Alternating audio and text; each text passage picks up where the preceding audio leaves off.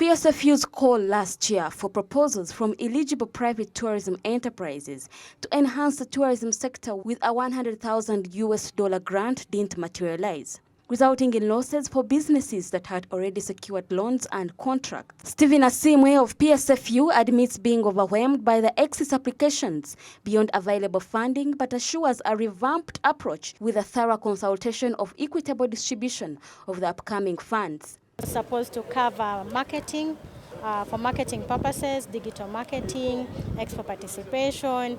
Generally, it was supposed to be to help the tourism business improve, yeah? Now, what happens is that members applied for this fund, but some of them didn't get responses.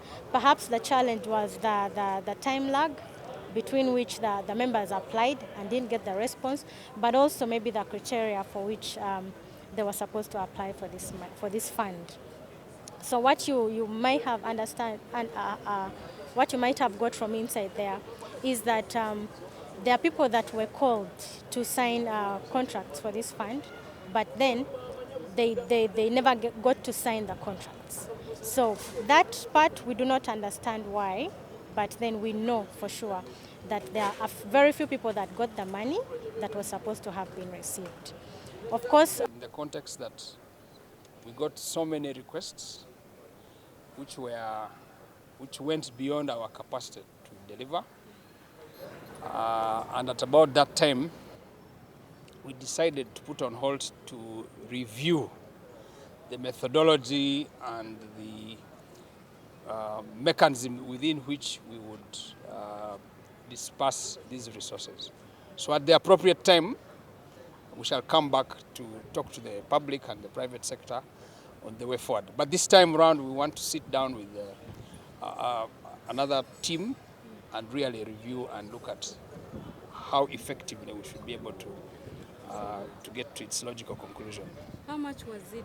Uganda's tourism is rebounding, with a 59% surge in international visitors to 814,508 in 2022, signaling recovery from the pandemic's impact.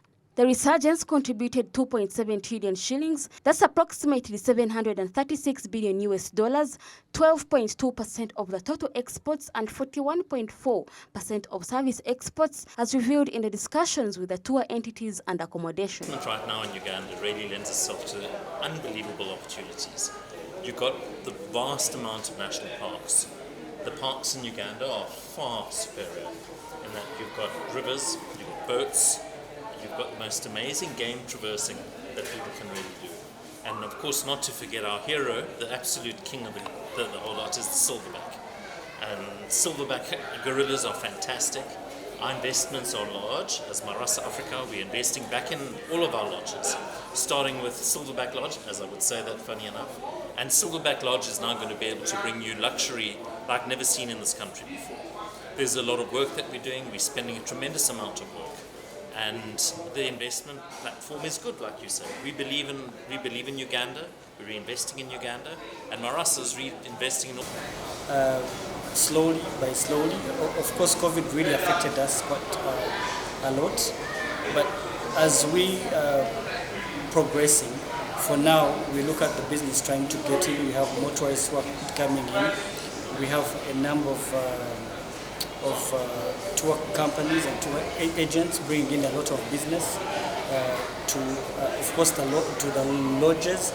However, it's not as much as we really expected it to be, but at least for now. Just like other business owners, travel agents and tour operators must comply with the general commercial requirements. Thus, a warning has been set to the shoddy who exploit tourists and use them for profits, like abandoning them at the airport.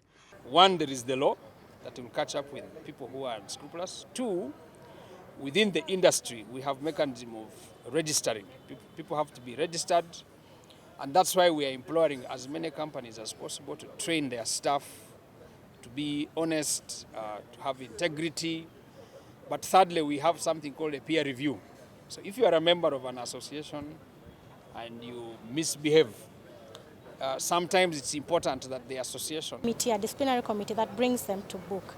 Of course, we do not encourage people running away with clients' monies and people abandoning clients along the itinerary. But we know that as an association, at least we have measures to curb this. So We are only worried for those who are operating outside the association because those ones we cannot follow up with them. Only Uganda Tourism Board can.